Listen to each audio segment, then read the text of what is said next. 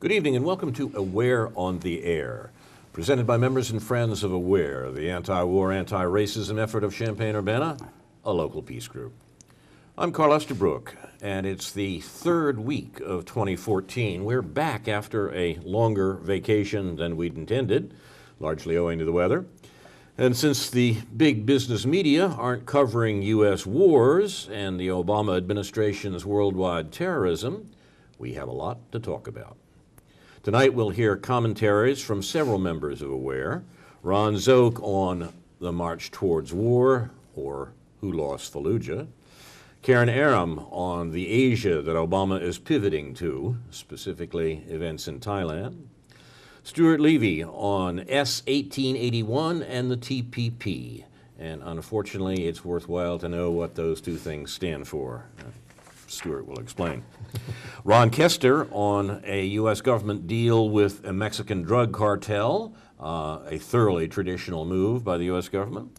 Karen Evans-Levy on local anti-war events. And if there's time, I'll have some remarks on a leading undemocratic member of the War Party. On this program in general, we discuss the U.S. war making in the Middle East and around the world, and try to explain why President Obama is expanding that war and killing children while he's pretending to the American people that, as he says, he's winding it down.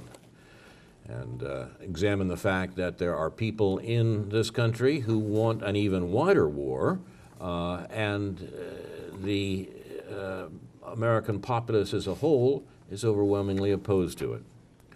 People are not fools.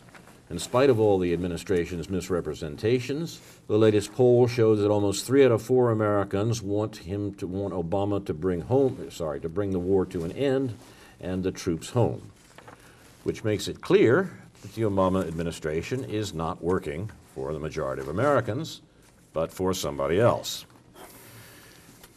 And I'll have a remark about how this is true at other elements of the Democratic Party as well.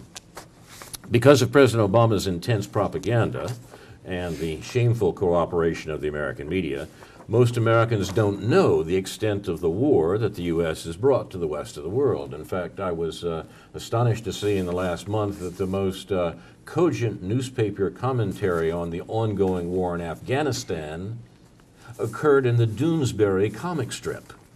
They're talking about the ongoing war, where you can't find that being talked about many other places in the paper. At our recent anti-war demonstrations in Champaign and Urbana, the most frequently asked questions were, what war? And by those a little better informed, which war? AWARE, our local anti-war group, has been around for a dozen years, since the 9/11 attacks, when a number of residents of Champaign-Urbana saw that the U.S. government would use the 9/11 crimes as an excuse to carry on and expand its decades-long wars for the control of Middle East energy resources. Today, the U.S. government is threatening, invading, and occupying countries in a vast circle with a 5,000-mile diameter around the Persian Gulf, from North Africa to the borders of India and China, a region sometimes called the Greater Middle East.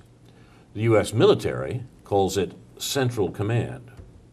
This region has the world's greatest concentration of oil and natural gas, and our government is spending hundreds of billions of dollars month after month to control it. Control, and not just access to those energy resources, is what our government demands. We, in fact, import very little of our own oil supplies from the Mideast. Most of our imported oil comes from the Western Hemisphere, notably Canada and Venezuela. But control of world energy supplies gives the U.S. an unparalleled advantage over our economic rivals in Europe and Asia. These wars are not in the interest of the 99% of Americans, only the 1% of Americans who profit from armaments and oil. In other words, President Obama is killing men, women, and children in Asia and Africa in our name because China and other countries need oil, and our government intends to have control over where they get it. The president says he's conducting these vastly expensive wars to stop terrorism and protect civilians. But we can see that instead he's killing civilians and creating terrorists. These wars are not in Americans' interests because it's the 1% who profit from them. Now the U.S. government is threatening to attack Iran in violation of the UN Charter Even the threats are a violation of the UN Charter. Not because Iran might sometime in the far future build an atomic weapon, but because Iran today produces oil over which the U.S. has no control. Most Americans don't know that President Obama is conducting the world's greatest terrorist program to enforce its economic control. But the Bureau of Investigative Journalism in London estimates the president has killed between 2,500 and 4,000 people with drones alone, including over 200 children. And that's only part of his global assassination campaign. Within the first 5 months of Obama's presidency in 2009, he not only sent tens of thousands more U.S. troops to Afghanistan, he authorized a massive expansion of clandestine military and intelligence operations worldwide. He ordered so-called special forces to be sent into both friendly and hostile nations in the Middle East, Central Asia, and Africa. The deployment of highly trained American killers into dozens of new countries was designed, as General Petraeus said, to penetrate, disrupt, defeat, or destroy enemies of the U.S. beyond the rule of law with no trials or pretenses of accountability. They were also to prepare the environment for larger attacks from U.S. and NATO, which eventually occurred. The Obama administration was not just responding to terrorism. Today, the U.S. Special Operations Command, JSOC, American Death Squads, consists of perhaps 66,000 U.S. troops active in more than 100 countries around the world, according to their own spokesman. These troops are accountable not to Congress, but only to the President's National Security Council. They're a private army, killing people around the world in what is nothing less than the world's greatest terrorist campaign run out of the White House. No wonder the U.S. is hated around the world. Obama's problem is the American people, who recently stopped him from bombing Syria and may stop him from attacking Iran. Americans don't want more war and are suffering from the administration's economic policies. But politicians, bankers, and corporations do want war, so it's clear whom Obama is working for. You're watching Aware on the Air, where we try to help frustrate the 1%'s war policy as is put into practice by President Obama. And we'll begin with Ron Zoke and the march towards war with the burning question, who lost Fallujah? Yeah, right. We'll get to that question, the second question, only later. But I want to start with some kind of appetizers here. A survey published at the end of December asserting that the biggest threat to world peace in the judgment of many people is the United States. International polls that shows that the world, including a significant portion of Americans, deem the U.S. as the greatest obstacle to peace, by Sarah Lazar. Over 12 years into the so-called global war on terror, the United States appears to be striking terror into the hearts of the rest of the world. In their annual end-of-year survey, when Gallup International found that the United States is considered the #1 greatest threat to peace in the world today by people across the globe. The poll of 67,806 respondents from 65 countries found that the U.S. won this dubious distinction by a landslide, as revealed in the chart that they published. Just in terms of percentages, the people who saw the USA as the biggest threat to world peace was 24%, followed at some distance by Pakistan, 8%, China, 6%, Afghanistan, Iran, Israel, and North Korea tied at 5%. So another survey announced at about the same time. Poll, the most unpopular U.S. war, the war in Afghanistan, appears to be the least popular war in American history. How do they do this? Go around asking, what is your favorite war or what? But anyway, according to a new poll, less than 1 in 5 support the war in Afghanistan. In a new CNN ORC international poll at 17%, 82% oppose the conflict. Again, there's a big problem. What does that actually mean? I don't know, but anyway. This says in CNN's previous polling, while troops were still engaged there, opposition to the fighting in Iraq was never higher than 69%, and belief that the Vietnam War was a mistake was never higher than 60%. 1/3 of Americans say they believed the U.S. was winning the war in Afghanistan, while 57% thought it was going badly for the U.S. A slim majority also believe that troops should leave the country before December 2014, the current deadline. This was a survey, international survey of 1,035 adults during the second half of December. Margin of error, plus or minus 3 points. So the immediate question before us, the entree today, I guess, is the what's being called the March Toward War concerning Iran, and this bill that we're going to be hearing more about in the Senate, saying that we should impose more sanctions and restrictions on Iran because that will strengthen our bargaining position with respect to the mad mullahs in Iran. I think that would be totally disastrous. The one ray of hope is that apparently President Obama has said that he will veto this bill if it reaches him. It's apparently designed to create further antagonism with Iran, which is something we don't need. There's a certain group of senators, both Republicans and Democrats, who are apparently enthusiastic about this, and the main question now is whether they can reach a veto-proof majority in support of this thing. Interesting article by Paul Pillar in the National Interest. Israel lobby takes aim at Iran deal. Here's a New Year's resolution that participants in policy debate in Washington, especially those in Congress, should make. Be honest about your position on Iran. Say what you really want and make your best arguments on behalf of what you really want. And don't pretend to be working in favor of what you really are working against. The main vehicle for debate about Iran, once Congress reconvenes, is a bill introduced by Senators Mark Kirk, Republican of Illinois, and Robert Menendez, Democrat of New Jersey, that would threaten still more sanctions on Iran and purchasers of its oil, and would impose unrealistic conditions to be met to avoid actually imposing the conditions, and would explicitly give a green light to Israel to launch a war against Iran and to drag the United States into that war. As Colin Collins explained in detail, passage of this legislation would be very damaging to the process of negotiating a final agreement with Iran to keep its nuclear program peaceful. So why is this happening? You can begin to gauge the power of the Israel lobby in Washington when you see things like this happening. This says that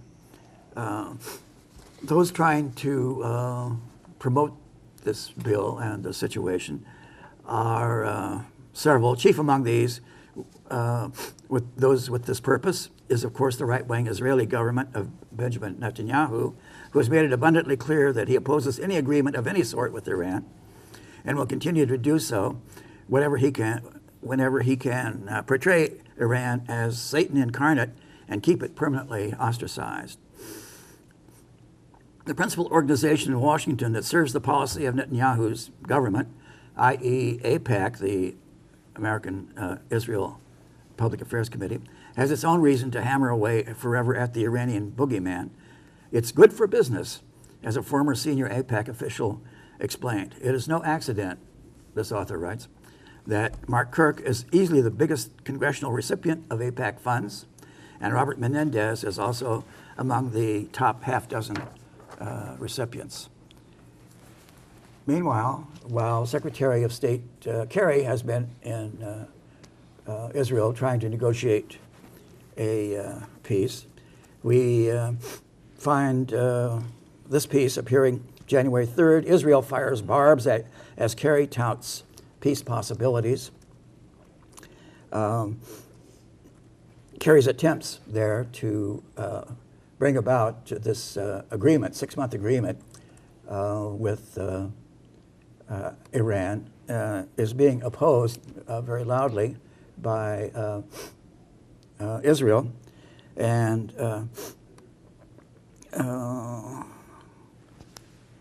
one way that they're attempting to sabotage this, apparently, is the whole idea of reaching an agreement, not only with Iran, but with the Palestinians, is announcing immediately after Kerry leaves hundreds of new housing units in the West Bank and in East Jerusalem. So this article from Associated Press, December 26th, Israel likely will announce new plans for construction in Jewish settlements next week, an official said Wednesday. A move that is likely to trigger an international uproar and threaten peace talks with the Palestinians. So another straw in the wind about what's going to lead to the next war in the Middle East. Jerusalem. Israel on Friday announced plans to build 1,400 new homes in the occupied West Bank and East Jerusalem, days after U.S. Secretary of State John Kerry visited the region to push peace talks, in which settlements represent a major hurdle. This is a test for the U.S. administration's ability to hold Israel accountable for actively sabotaging their efforts for peace, the Palestinian negotiators said. Friday's move followed a pattern whereby Israel issues new tenders for buildings shortly after releasing Palestinian prisoners. Anti-settlement watchdog Peace Now said that Friday's announcement meant that since direct talks had resumed last year, Israel had unveiled plans for some 5,349 new homes in the West Bank and East Jerusalem. Netanyahu, whose government includes pro-settlers parties, has defended the expansion by saying that the tenders were for homes in blocks that would remain Israeli in any future peace accord. That's because they conquered those territories in a previous war. Next article, Obama fights a push to add Iran sanctions. With the United States and Iran about to embark on a crucial phase of nuclear talks, President Obama is waging an intense rearguard action to prevent Senate Democrats from supporting strict new sanctions that could upend his diplomatic efforts. Sponsors of the bill, which would aim to drive Iran's oil exports down to zero, have secured the backing of 59 senators, putting them within striking distance of a two-thirds majority that could override Mr. Obama's threatened veto. Republicans overwhelmingly support the bill. So far, 16 Democrats have broken with the president, and the bill's sponsors hope to get more. The White House has cast the issue in stark terms, saying that a vote for the new sanctions would be, in effect, a march toward war, and challenging those lawmakers who support the bill to acknowledge publicly that they favor military action toward Iran. So some of the senators participating in this say, oh, no, that's unfair. You shouldn't say that about us. Senators from both parties reject that characterization, saying that congressional pressure to impose sanctions is what brought Iran to the negotiating table to begin with. If anything, they said the West needs the specter of more sanctions as a diplomatic insurance policy in case Iran reneges on the interim deal or the talks ultimately fail. Behind these positions is a potent mix of political calculations. In a midterm election year, pro-Israel groups like the American Israeli Public Affairs Committee, or AIPAC again, have lobbied Congress to ratchet up the pressure on Iran, and many lawmakers are convinced that Tehran is bluffing in its threat to walk away from the talks. So some hints are being apparently dropped in Washington, that's my guess, about large amounts of money that will accrue to your campaign war chest, as we call it, if you see things our way, and may go to your opponent in the next election if you don't. So I'll stop there. Thank you, Ron. I must admit, if there's a sweepstakes for America's favorite war, or least unpopular war, whatever you were saying at the beginning, my candidate is the War of Jenkins' Ear. I think that should be ranked very high on unpopular wars. And I would say that the notion that the war in Afghanistan is now more unpopular among Americans than even the war in Vietnam was, is worthwhile reflecting on. There's a lot of mythology about what the anti-war movement in the United States was like a generation and more ago, and what it affected. In fact, there was a major a major segment of the American populace, 60% or more, that was opposed to the war in Vietnam already by the late 1960s. And that number grew, but it remained constantly a majority of Americans well into the 1970s. The interesting point that you started with is that we get higher percentages now of people who are saying they don't approve of the war in the Middle East than people who said they didn't approve of the war in Southeast Asia in 1970. And that should give us pause, particularly since we don't hear that from the media, and major politicians of both parties, the Democrats as well as the Republicans, are busily insisting that war in the Middle East is absolutely essential to the United States of America. So the notion that this is somehow a popular crusade is very far from the facts, and it raises a question of, as you properly point out, who are the American leaders, Republican and Democrat, in fact, working for? You're watching Aware on the Air, and we'll go now to Karen Aram on the pivot to Asia, as Mr. Obama has said. I've thought for a while that one of the best sources for information in the world politics, world events, is the business press. Not the New York Times and the Washington Post, but the Financial Times of London and even the Wall Street Journal, as far as its news columns are concerned, not its editorials. The point is that if you're trying to run an international business, you need to know, in fact, what's going on, not just what Washington pundits or officials say is going on. The Financial Times leading correspondent on these matters has pointed out that Obama's pivot towards Asia doesn't by any means mean an abandonment of the Middle East. That the reason the pivot to Asia is taking place is the very centrality of American control of Middle East energy resources to American foreign policy. It's precisely China, and to a lesser extent Japan, who are in need of those resources, and the U.S. rivalry with these Northeast Asian economies is part of the long-term structure of American foreign policy, which centers on the Middle East.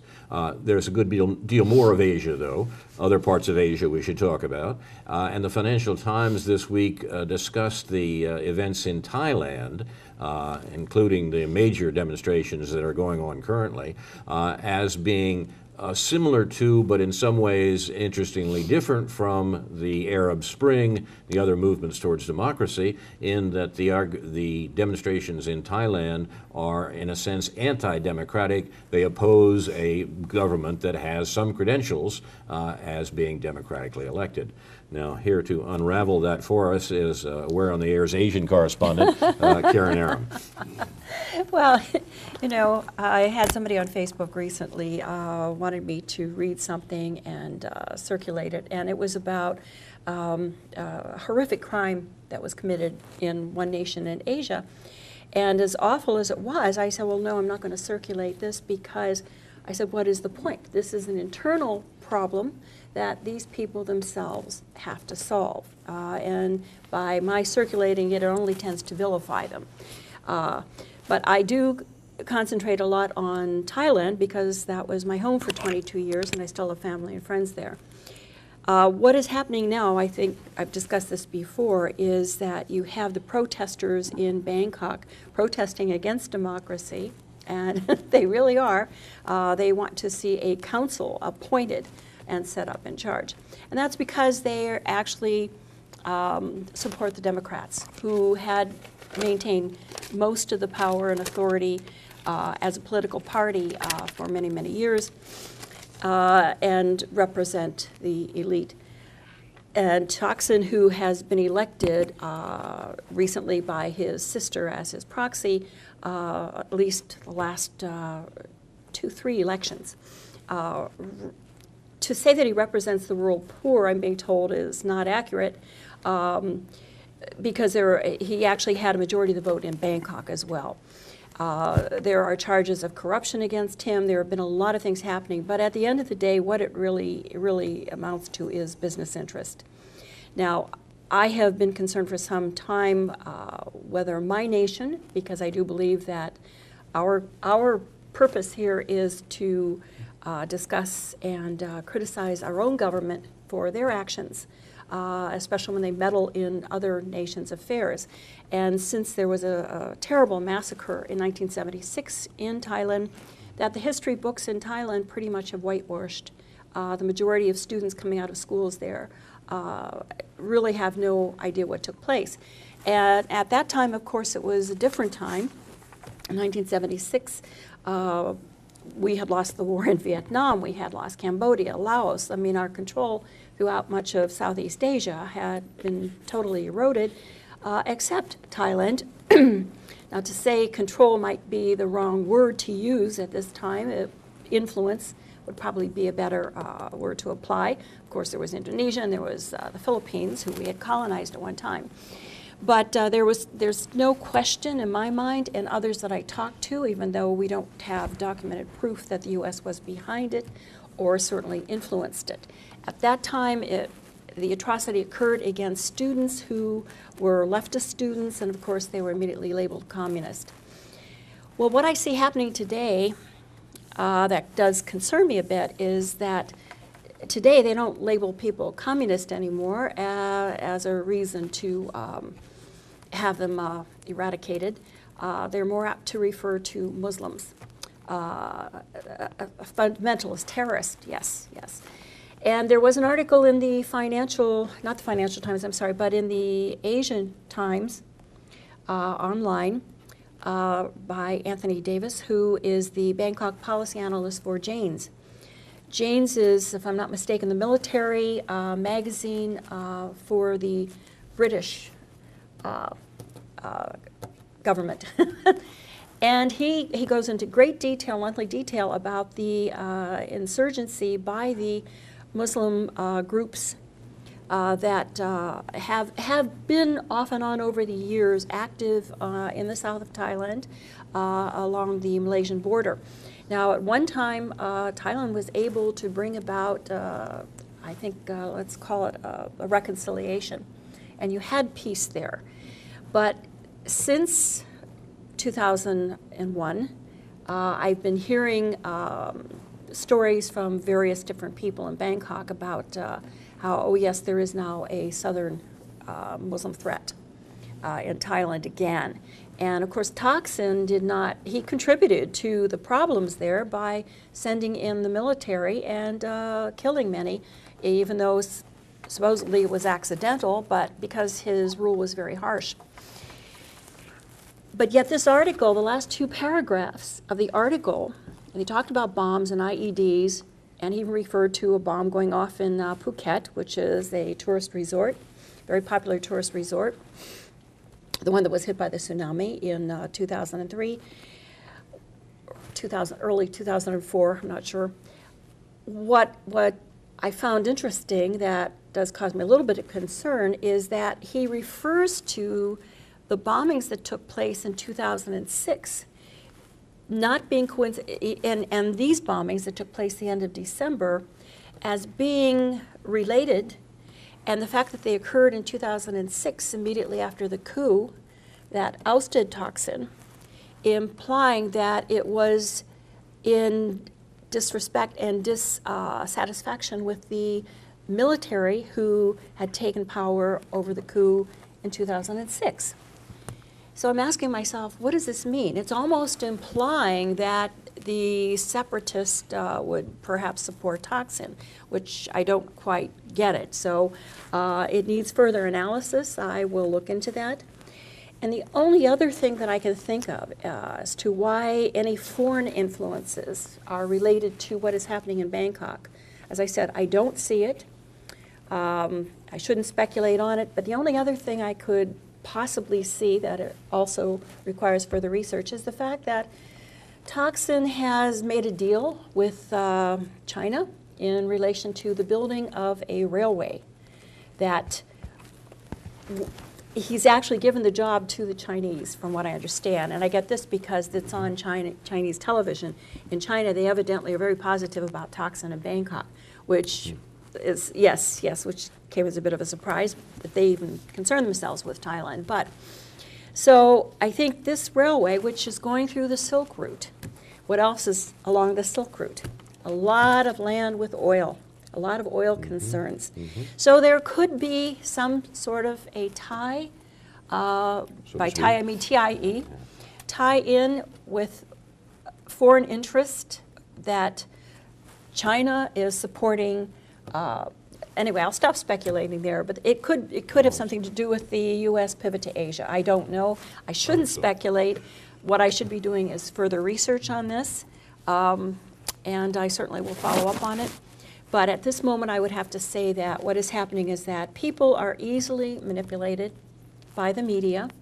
If I were still in Bangkok, I would probably be supporting the protesters against the government as well, except that I support the process. I support the democratic procedures and process. So even when visiting there in 2006, I was speaking out against a coup that we knew was about to occur. It's the thinking that this protest, which is really hurting business. I think 47 governments have issued warnings against travel to Thailand or to Bangkok right now. So this will really have an impact on their business interests. But the fact of the matter is, these protests are taking place because people have been led to believe that they have to support the monarchy and the military. And make no mistake, no matter what political party is in power, their allegiance is to the military. The military in Thailand is the controlling force. They always have been, and they always will. They're supported by the elite. The monarchy, even, when I lived there, I thought king was a great person too.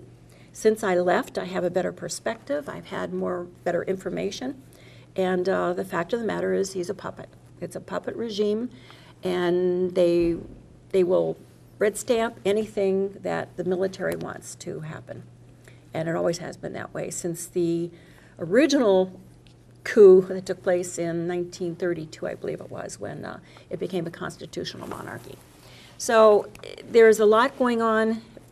I think we have to look behind the scenes, and I just hope this doesn't turn into a bloody mess. Thank you, Karen. Comments, gentlemen?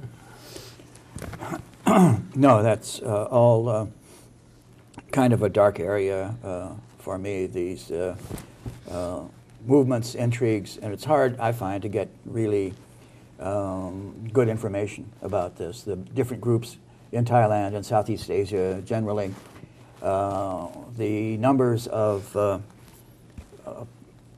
people in the different age groups, linguistic groups, religious groups, and so on, helping to understand the social forces at work there.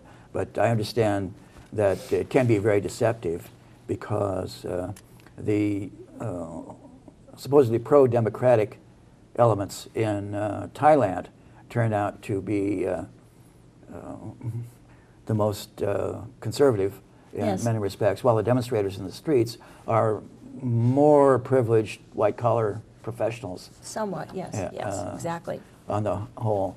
Yeah. And, but they're opposed to the regime. So it's very mixed and very ambiguous, and I just hope you'll continue to research it and analyze what's going on there for us, because I think it's very dangerous from the standpoint of potentially drawing the USA into another conflict that we really don't need. I think it's important to see, though, that the U.S. is already deeply involved, and the pivot to Asia is simply the present administration's way of saying what American administrations have said for more than a century, that is, the economy of Asia is very important to American business. Whether it's the open door in China before the First World War, now throughout the history of the U.S. involvement, that unpleasantness with Japan in the 1940s, the Vietnam War, and on that point I would like to enter one footnote. The notion that the U.S. lost the war in Vietnam, I think, needs to be questioned. The U.S. certainly didn't achieve its maximum war aims in Vietnam, because what we wanted to do, of course, was to turn Vietnam, at least the South, into a country like South Korea, a economic colony of the United States that would do its bidding. And that didn't happen when the U.S., by the time the U.S. ground troops were withdrawn in 1973. Nevertheless, the U.S. primary aim in Vietnam was part of the economic control of Asia that the U.S. had been involved with for generations. It wanted to be sure that the threat of a good example would not emerge in Vietnam. That is to say, that Vietnam would not be an example of a country which would take over its own economic development and do it in a fashion that would benefit the Vietnamese, rather than do it in a way that would benefit worldwide capitalism led by the United States. The U.S. achieved that aim. We destroyed the country. The country was begging for Nike plants within a few years of the American withdrawal because we had so completely destroyed the country with more bombs than was used by all sides in the Second World War on a peasant society in Asia. So the notion the U.S. did what it wanted to do with Vietnam, that is, destroy the possibility of an alternate economic development, seems to me to be the place we should start with that. Yeah. And we should see that as part of the ongoing attempt of the U.S. to profit from and control Asian economic development. That's what the pivot to Asia is all about. Yeah. Yeah, I would say watch for a kind of symbolic inflection point when we, the USA, stop talking about American values and start talking about American interests. Well, unfortunately, we've been doing that for a long time. We confuse those all the time, don't we? Yes. You're watching Aware on the Air. We'll turn to Stuart Levy, who will explain what S-1881 is. All right. I will pile a little more onto the the sanctions on Iran bill that Ron was talking about earlier, because it's really very important. This is Senate Bill 1881. It has almost all, at this point, of the Republicans in the Senate have signed on to it. 43 of them have, and 15 Democrats. And what it would do, well, I'll read to you from an analysis by M.J. Rosenberg, who wrote in Tikkun magazine in December. She writes, just when President Obama was starting to believe that it was safe to go back into the water, the lobby has come out with a new Iran sanctions bill designed to torpedo negotiations with Iran. And once that's accomplished, it provides for automatic U.S. military backing for Israel. This is important. It provides for automatic U.S. military backing for Israel if Prime Minister Benjamin Netanyahu decides to bomb. So the resolution was, as Ron said, introduced by Senator Menendez, who's a Democrat of New Jersey, Chuck Schumer of New York, and Mark Kirk, our own Mark Kirk of Illinois. It seemingly responds positively to President Obama's request that Congress hold off on new sanctions during the negotiations during the 6-month period. It does that by giving Obama the authority to waive the proposed new sanctions until the two sides successfully reach an agreement. Only at that point, with an agreement in hand, that any new sanctions would go into effect, effectively killing the deal. It's almost like an exploding Christmas present. It looks pretty under the tree, nicely wrapped, but in 6 months it blows down the house. Here's how it would work. the legislation would expand current sanctions to include all aspects of petroleum trade and Iran's shipping and mining sectors. These sanctions wouldn't take effect so long as Obama certifies that Iran is negotiating in good faith and that imposing them would not be in U.S. national interest. Okay, fine. Other than threatening to further damage Iran's economy while in the midst of negotiations, the new sanctions remain theoretical so long as the president could waive them. This resolution so far is par for the course. But then the bill goes off in an unprecedented direction. It says that if negotiations fail, and it defines failure as leaving Iran with the capacity for any nuclear enrichment at all, a goal that President Obama calls unrealistic, and I'll say is completely against what Iran is entitled to as a signatory of the Non-Proliferation Treaty. They are entitled to a peaceful nuclear program for nuclear power, which is what they've been telling the world all along. That's what they're doing. Anyway, so under this bill, it would call failure of negotiations if Iran has any capacity for doing nuclear enrichment. If further, Prime Minister Netanyahu decides to dispatch his bombers, the U.S. is automatically at war too. Here's the language of the resolution. They write, and this is what the bill would say: if the government of Israel is compelled to take military action in legitimate self-defense against Iran's nuclear weapon program, the U.S. government should stand with Israel and provide, in accordance with the laws of the United States and constitutional responsibility of Congress, to authorize the use of military force, diplomatic, and economic support to the government of Israel in the defense of its territory, people, and existence. That was from the language of the bill. Deconstructing this, first, the resolution assumes that the existence of an Iranian weapons program, even if we accept that there is such a weapons program, that the existence of a weapons program makes Israel compelled to take military action of legitimate self-defense against Iran. This is absurd. The mere possession of a weapons program by any state does not give another country a legitimate right to respond militarily. If it did, the U.S. would have had the right to bomb the Soviet Union in 1949 when it ended our nuclear monopoly. There are, at this point, how many countries are there? Pakistan. 7, 9? Yeah, right. Pakistan is the most recent. 74, something like that. Yeah, well, right. India. India. Yes, there are quite a number of countries, Yes.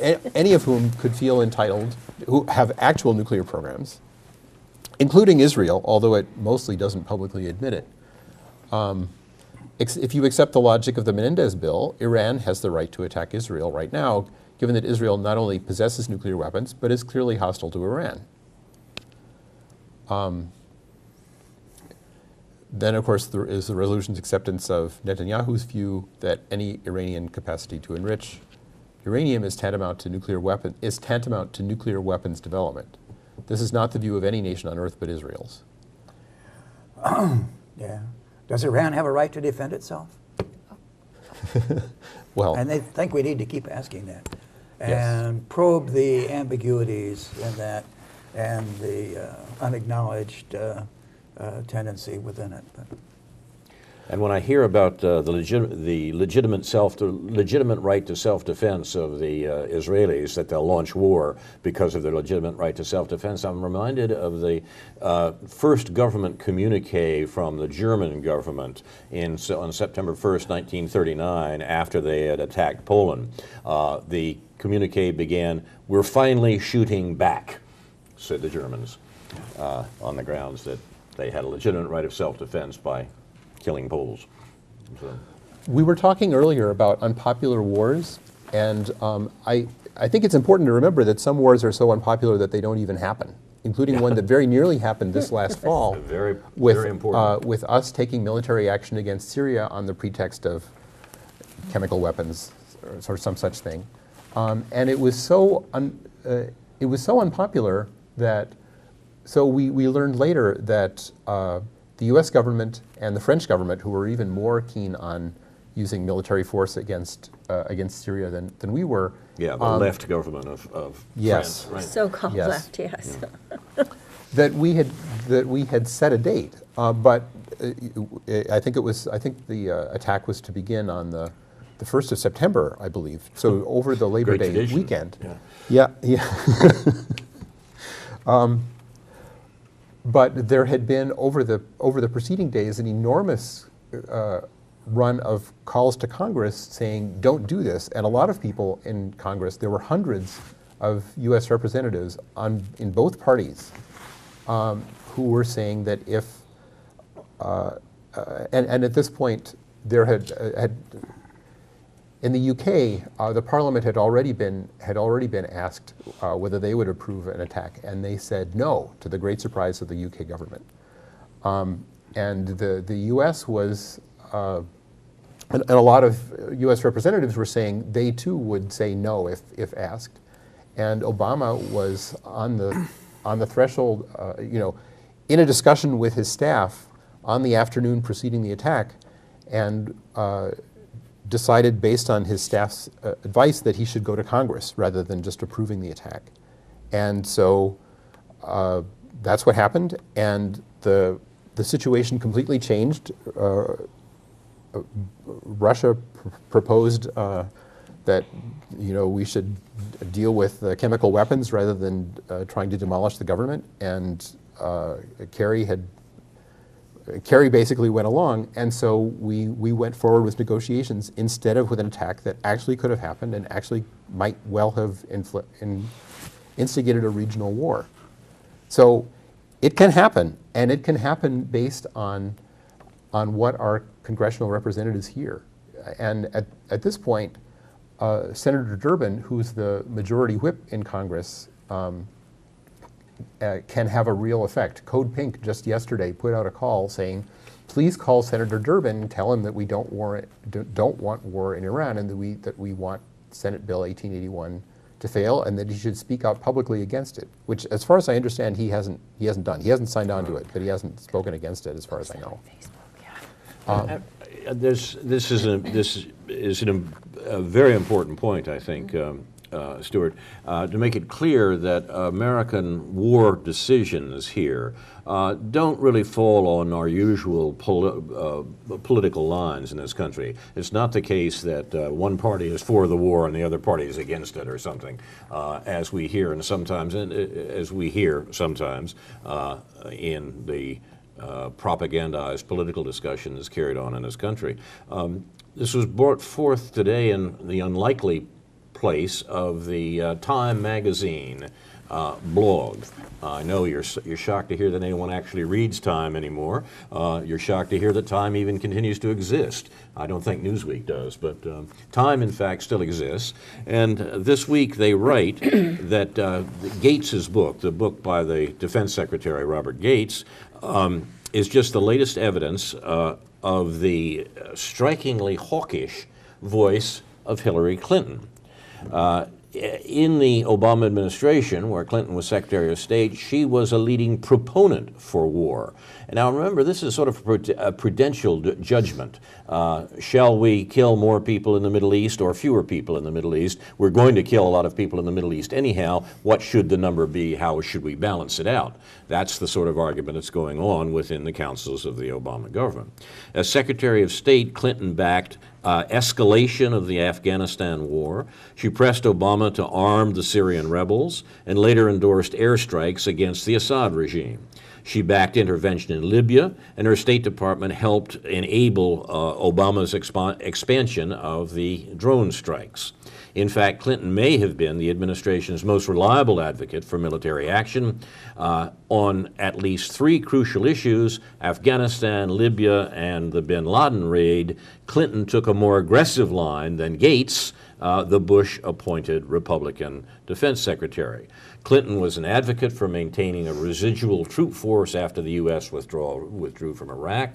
She was skeptical of diplomacy with Iran and firmly opposed to talk of a containment, firmly opposed any talk of a containment policy against Iran rather than military action. So this from the If you believe the newspapers, the leading Democratic candidate for Congress, for president in the next presidential election.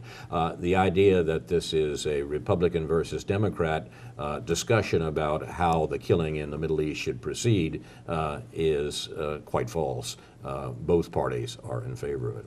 Interesting on Hillary Clinton, Carl, is the fact that we know she supported the first invasion of Iraq. Exactly. Actually the second in 2003. That's right. And then when she was running for president against Barack Obama, she had to sort of, oh yes, that was a mistake, and apologize for her position in that, that was an error.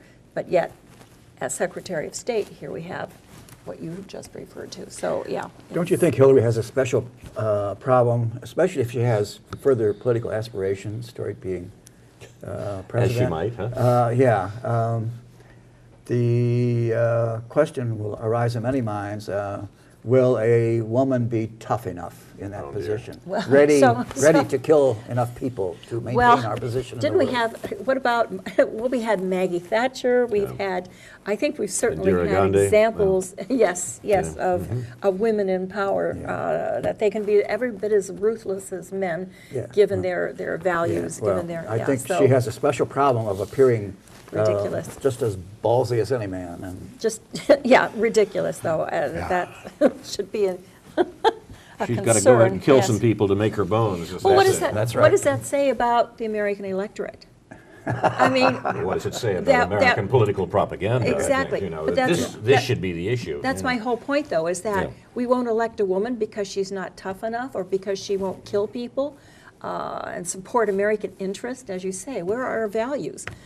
Everything is about American interest these days, so. If we were having a real discussion about the war and about what the U.S. is doing in the world at large, the fact that the greatest purveyor of violence in the world today is the United States of America.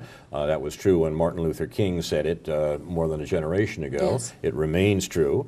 The debates that we see going on, such as the debates between the Israeli government and the state and the U.S. State Department, such as they are, and the debates in Congress between our own junior senator and those few senators who oppose the saber rattling towards Iran.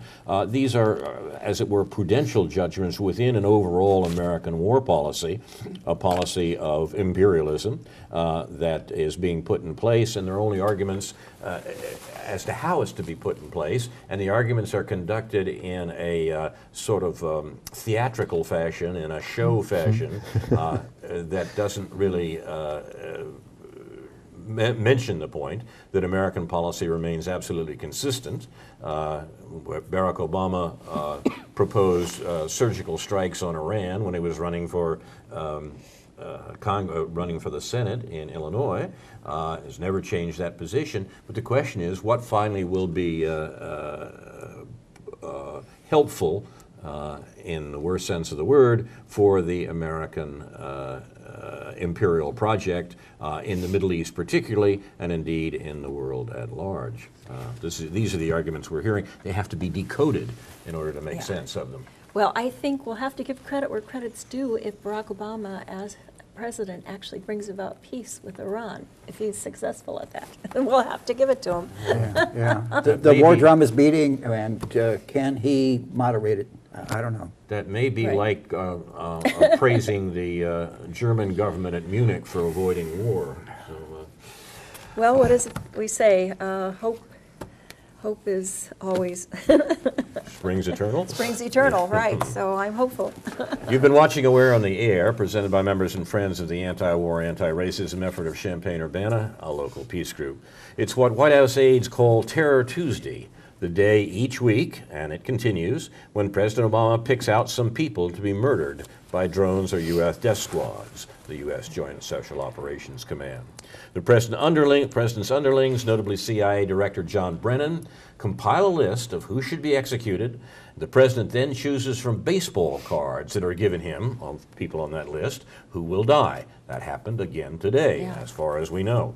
The assassinations are carried out in secrecy. The administration doesn't release accounts of the people they kill. Literally thousands of men, women, and children have been killed on Obama's orders. Most Americans don't know that the U.S. is running this terrorist campaign. It's killed thousands, literally, of people. Obama told aides he was really good at killing people, the new book, Double Down, claims. We'll conclude today, if there's time. I think there's not, so we will conclude today rather shortly. But we should remind you of other programs here seen here on UPTV that you may want to make a note of. Democracy Now! Every morning at 7 a.m., repeated at 5 p.m. in the evening. This week included important memorials, if that's quite the right word, of the death of Ariel Sharon and the American-Israeli political project in the Middle East. The Big Picture with Tom Hartman every morning at 8 a.m. and, as I say, a repeat of Democracy Now! In the afternoon. Saturday morning. Beg pardon? Saturday morning.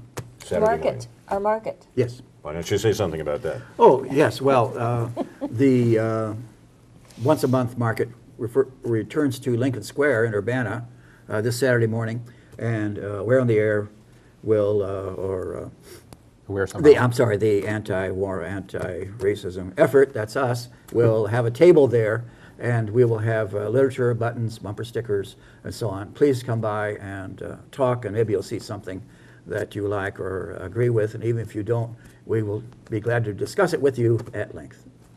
And books. Yes, sure. So remember, tomorrow is Martin Luther King's birthday, and Monday of next week is the celebration of it. There's a series of events on campus, too many for me to list right now, but celebrating King's legacy. There's a film showing Freedom Rider on Tuesday the 21st at 6 at the Art Theater, and a number of talks. So anyway. We can post that list on the AWARE Facebook page, too. Yes. Finally, AWARE honors those who reveal the crimes of the United States government, which the rest of the world knows about, but Americans generally don't. Manning, Assange, Snowden, and others who are being persecuted by the Obama administration for their truth-telling.